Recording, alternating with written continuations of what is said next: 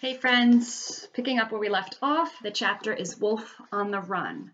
I scramble over to Ivan and he gives me a look that says, "You're the best, Bob." "I thought you were a goner," I say, licking some banana goo off his chin. "Me too."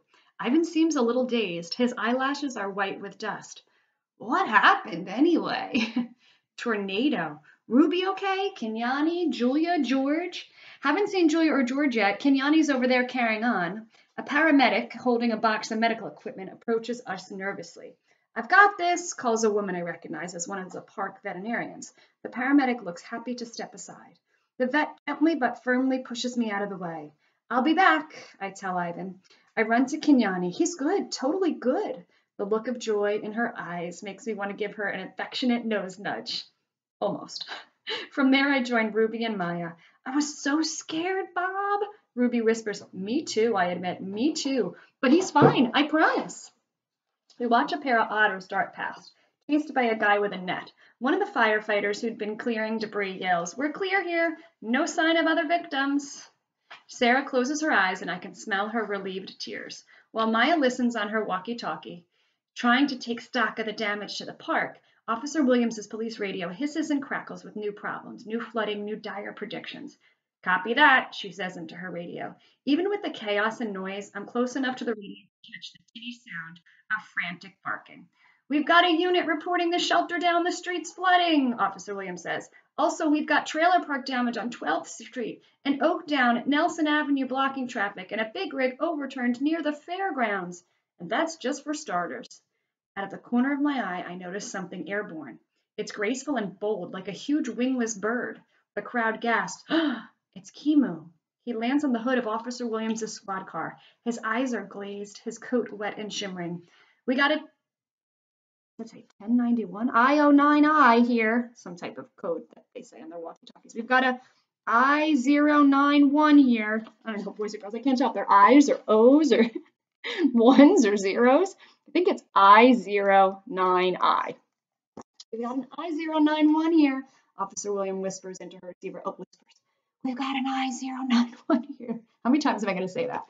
Officer Williams whispers into her receiver. "Confirmed. See, it seems there's a wolf on top of my vehicle." Slowly, she reaches for the pistol on her hip. "Please advise." Shots fire. Several officers raise their guns. The tranquilizer dart guy takes aim too. "No," Maya yells. "No guns." Kimu blinks, eyes darting right and left, then leaps off the car with such grace and speed, it's like he owns the wind. Two shots ring out. Silence follows. "Was he hit?" someone asks. Maya closes her eyes. "I sure hope not." "I sure hope so," someone else says. Jungle. As I watched Kimu fly, I didn't know what to think. Part of me was like, "Go for it, dude." And the other part of me was thinking, it's a jungle out there. A situation. Officer Williams climbs into a picnic table. Someone hands her a megaphone so she can be heard over the din. "Folks," she yells, "listen up. We got a handful of animal control workers coming over, but several roads are already flooded out. And the weather guys are saying Gus is going to take his sweet time. Meantime, park supervisors call in more help, but only if your workers can get here safely." The unmistakable roar of a big cat rolls over us like slow thunder. "Any more trank guns?" Officer Williams asks the park director who's just arrived. "3 in reserve," she answers. "Nets? We have a dozen." Okay then. Officer Williams' radio crackles. I can hear more shouting, more barking dogs. "Shelter's flooding," she said. "Yeah, that's happened there before," the director says. "Usually just a foot or two of water." "Okay, public safety is where we start." Officer Williams wipes rain from her forehead. "We need to get the word out that these animals are on the loose." "Of course," says the director. "We have protocols in place, but we need to be careful how we word this. People might overreact. Ma'am," a fireman interrupts, "I see a python in my backyard. I'm sure as heck gonna overreact." "First things first," says Officer Williams. "Triage in the main office, check wreckage for any survivors, human or animal, fan out with trank guns, get an inventory on how many animals are loose." I wonder how it's possible that Officer Williams can seem so composed. The air reeks with fear from animals, birds, people, from me, and yet she doesn't seem worried about herself, just other people. Weird. The way some humans stick their necks out for others. Doesn't make a whole lot of sense, does it? Again, the crackle, the hiss, the barking. My ears perk up for a minute. Was that a familiar voice? Maybe someone I know is in the slammer? I'm going to the shelter at the elementary school, Sarah says. Her hands are trembling, but her voice is firm. To look for George and Julia, just in case. She strokes my head, and I'm happy to let her. I wonder if I should tag along with her, see if I can help out, now that I know Ivan and Ruby are safe. Hiss, crackle, meow, bark. I hear it again. My ears go on alert. My body goes rigid. No, it's impossible. Next chapter is never.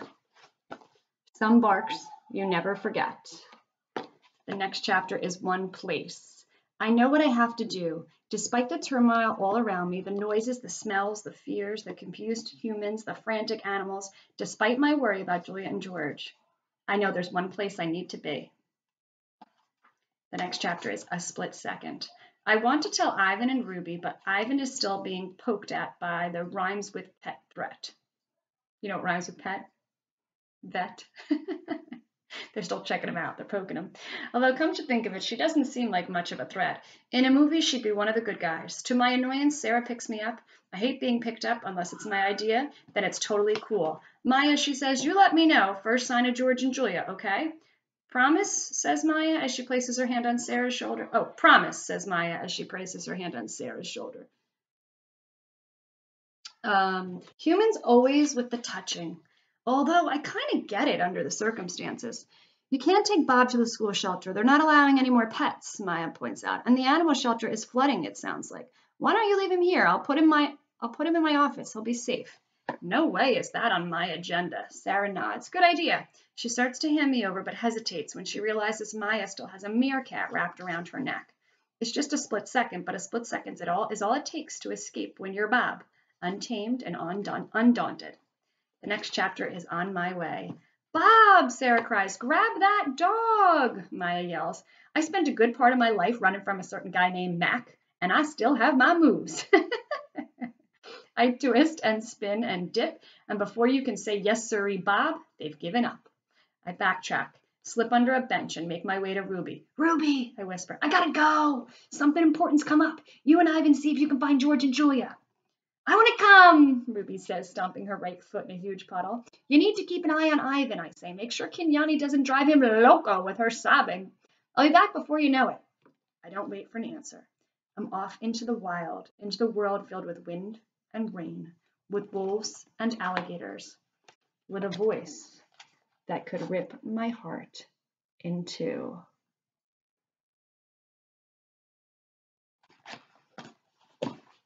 My friends, this is what happens on the next page. So we're getting to a new section of the book. So I think we are going to stop there for now. We will pick up on page 229 next week. Have a wonderful, wonderful weekend. I miss you all. See you next time.